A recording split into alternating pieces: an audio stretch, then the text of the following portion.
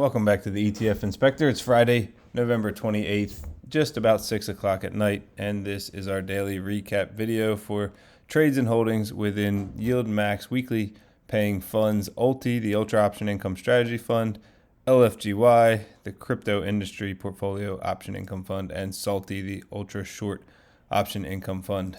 Reminder, I'm on X at ETF_Inspector1, so I post all things ETF related and video related. I don't do anything else. So if you want all financial stuff here, that's a good spot to come for. All right, nice day in the market, nice week in the market for us. So we'll start off with Ulti, closing out at 403, up 0.75%. Very nice to finally have a week where we paid out a distribution. I mean, that's even better than you can ask for. To pay out the distribution, make it all back, and then some, all within the exact same week.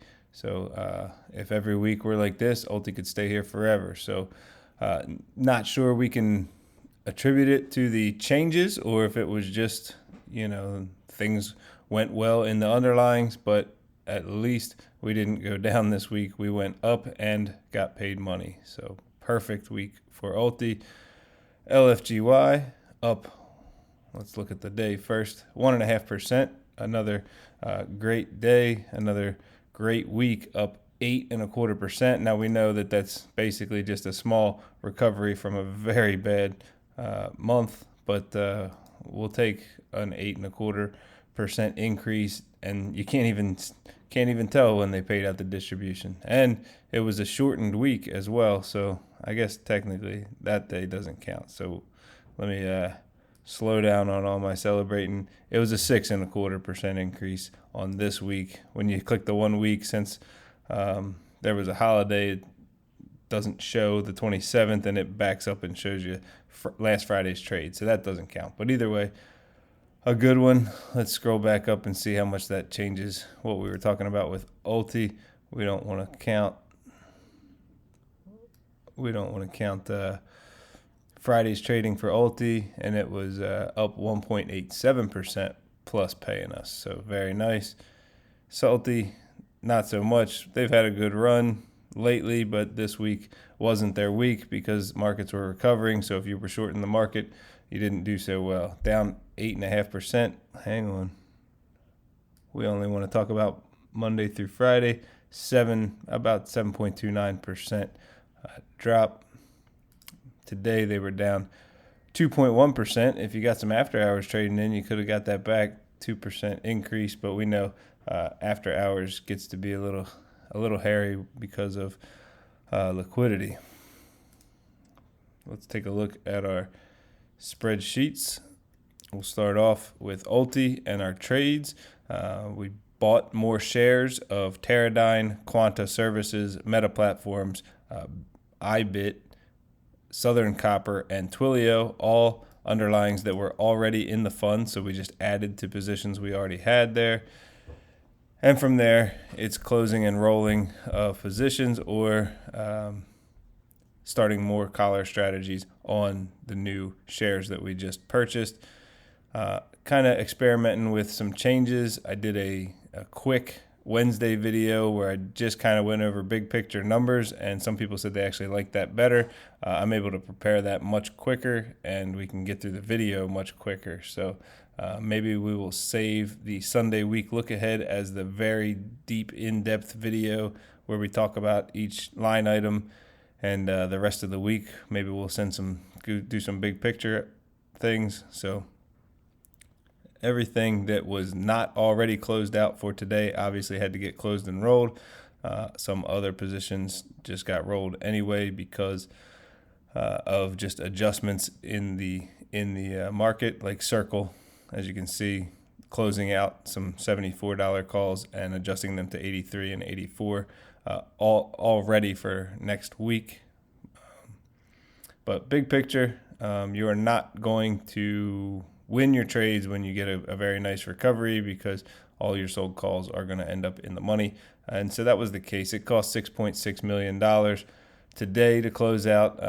basically it was a good market for us all week, so it cost us closing out trades, but that's okay. As you can see, we were able to do what the fund did way back when it was performing well, and people were complaining, oh, they always lose their trades. Well, usually when you're losing your trades, those are winning weeks. So as you saw, we paid out a distribution, made all of it back, and then some, all while, quote, losing the trades. So we will take that. That's why they're positioned the way they are, selling out of the money, to where if it moves up and takes them into the money, we still make out well. So $6.6 million cost on the trading day. It's going to go along with a $17.9 million increase in the value of the shares within the fund. As we go through, I believe there was only one holding within the fund, nope, two, that even went down at all. Eli Lilly Company, 2.6% drop. They're the big loser. And who's the next one? 20-year Treasury triple leveraged bulls, down 1.5%. Everything else in the fund was up. And our biggest winner was Circle Internet Group, up over 10%, back up to just under 80. If you're used to my color coding system, I don't update it on Fridays because everything's that was expiring today, instead of showing you that it's going to get changed, it's going to get changed. And so I don't waste time updating the colors. We ended up doing well. We'll download the holdings later on tonight, update that spreadsheet, and get ready for the week look ahead video.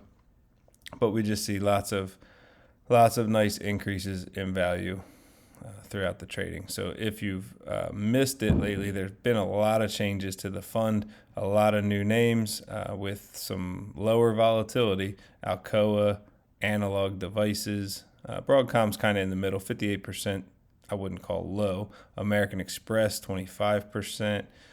We got a couple of gold related things with the GDX and GLD, 20 and 40%. Alcoa, kind of put them in a commodity. They're not specifically the commodity aluminum, but they're going to be very closely related to that. We had another, what was the other one? Southern Copper, right? So another very closely copper related, another commodity. We added the Eli Lilly recently, Google, Meta, Lam Research I'm not familiar with. They're 50%. Or Morgan Stanley, right? A major financial. So huge changes in QQQ. So huge changes. Teradyne. So now the fund is not just a bunch of meme stocks that can tank. We've got lots of stability in there. It's going to come with a trade-off, and that trade-off is going to be lower yielding distributions. But this is what the people asked for. This is the everybody screaming fix Ulti. So this is getting what you asked for. So now put your money where your mouth is. If you scream fix it, they fix it, and then you don't invest in it anyway, then you really had no interest, and you should have just been quiet about it. But I'm kind of preaching to the choir. I know if you're watching the videos and you're into Ulti, then you aren't screaming about Ulti. It's more just all the extra noise on X. But at the beginning of the day, $1.3 billion in assets under management. People sold out on Wednesday 2,075,000 shares, bringing outstanding shares down to 344,350,000. The NAV at the start of the day was $4 even, closing around 403. So nice increase. Today was payday. We're not used to that. It's normally Thursday, but with Thursday being the holiday, we received our distributions today, 5.94 cents. Mine were burning a hole. They got spent already, but I can't remember. I think I bought something new today. Can't even remember what it was. Might have been GDXY, or I think that might be what it was. No, it was AZYY. It was a Amazon Yield Boost Fund. All right. I don't know if I have this 100% updated, so this might not be, or it might be. So our new weighted average of our IV is much lower. I mean, it was only a handful of weeks ago. This number was at 100.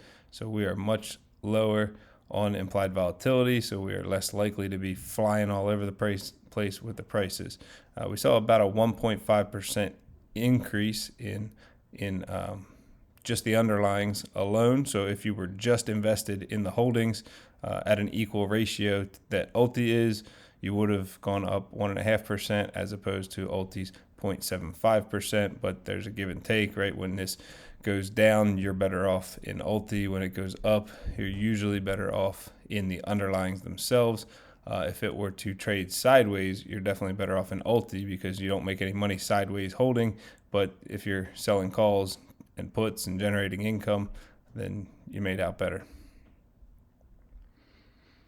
All right, so Ulti also, we want to remember reverse split is taking effect.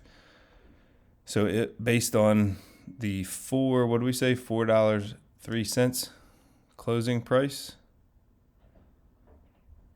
we should see a 1-for-10 split when market opens on Monday the 10th. I'm looking at that 10. Monday the 1st, you're going to have 10 times 90% less shares. So if you had 100, now you got 10. If you had 1,000, now you got 100. And the share price should be 10 times higher. So it's going to basically be $40.30. Now that doesn't mean it will perfectly open at $40.30 because, as you know, pre-market trading affects how the open starts. So, but if we start below $40.30, it will show a negative, and if we start above $40.30, it will show a positive right from the start. Okay, next up we have Lfgy. Now I don't want to call it, I normally would call this taking some profits, but I think Lfgy, big picture, everything is down pretty bad from the past month and a half or so. But they did sell a portion of shares of everything within the fund. So that's what we're seeing here. I'm not going to list them all because it is everything with the exception of, let's see, even with IBIT.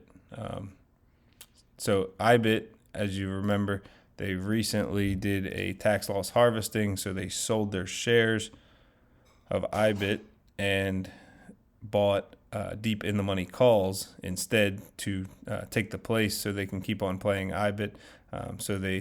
You're not going to see them up in the top buying and selling shares because they don't own any shares, but they did still sell some of those deep in the money calls. So every single thing in the fund got trimmed. And then you've got just your trading, your typical Friday closeout, roll to next week, as well as closing anything that was associated with the shares that they got rid of today of each underlying. So all in all, that's going to equal closing out of a lot of calls based on selling a bunch of shares. So $2.5 million cost on the options trading side of things today. That's going to go along with a $5.5 million increase in the value of shares. And again, with everything recovering all week long, share values increased throughout the week while trading cost money throughout the week. But the overall big picture is it works out better this way. So Lfgy was up, paid a nice distribution. And let's take a look at the holdings. So we know that red is when we're selling calls, if they go into the red, based on my color coding, that means they went in the money. It means they cost more to close. They're going to cost to close out. You're going to have to pay. There's actually going to be intrinsic value associated with them, even at expiration. So just a quick scroll shows you tons of red, and lots of red means lots of cost to close out. Yellow means it's close, so you're still going to pay a little. And I didn't, again, update all of them, so that yellow is actually red. The most unfortunate part is CleanSpark, up another 12.2% today. They're the big winner. Unfortunately, their 1150 calls were already 11% in the money. So when it increased 12%, the cost to close them out increased 12% as well. We can do a quick check and see if they closed out let's see, 1510 would be what, $3.60. So if they paid a decent amount less than $3.60, then they at least closed them out earlier in the day and got to capture some of the upside. So let's see if they paid less than $3.60 on the Clean Spark closeouts. On a very small portion, they saved 60 cents, but on the majority, they actually paid more than that, which makes sense because there's going to be some extrinsic value associated with it as well if it's earlier in the day. So that's a rough one. We basically were capped the whole time on Clean Spark as our biggest gainer. Did we have a loser? We did. We only had one loser in the whole fund, and surprisingly, it's basically the biggest company around in the S&P, Nvidia, or the most popular, I don't know how to word that, 1.8% drop, the only thing in LFGY that was down today, and it is a small percentage, so not the end of the world. All right, LFGY, just under 175 million in assets under management at the start of the day. They did improve and increase, so that will be up over 175 once we download the holdings. As you can see, on average, the calls were in the money by 3.5% at the end of the week. 6,225,000 outstanding shares, and a NAV at the start of the day, 28.11, closing around 28.60. I actually think I forgot. I don't know if that's the correct number. 36.73.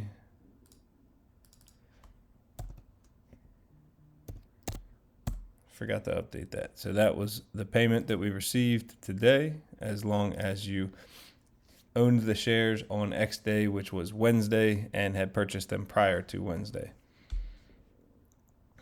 All right, again, come back over the weekend for the week look ahead and payment guesstimate video on LFGY as well.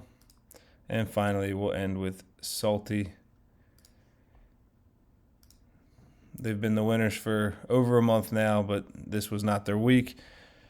Starting off with trades, just closing out and adjusting Clean Spark and QQQ trades. They brought in $22,000 doing it. They won their trades all week because markets were moving up. So if you're selling puts and the market moves up away from those puts, you'll pay less to close them out. And so they made profits every day trading, but that goes along with losing share value at a greater pace throughout the entire week. Today, no different, down $737,000 in value. And that's going to be because almost nothing went down in the fund.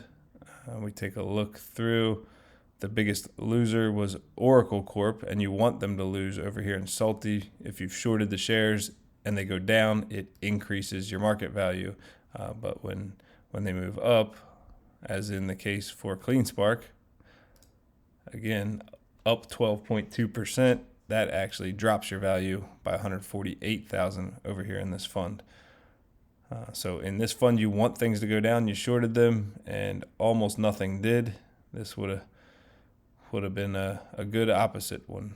Unique Cure down 0.4%. Surprisingly, Rigetti flat 0.0%. And Wynn Resort was the only other one that even dropped, and they were small drops at that, 0.6%. Most everything went up, so that hurts. You see a lot of green on the screen. They won their trades, obviously, but win the battle, lose the war. 27 million in assets under management, 750,000 outstanding shares.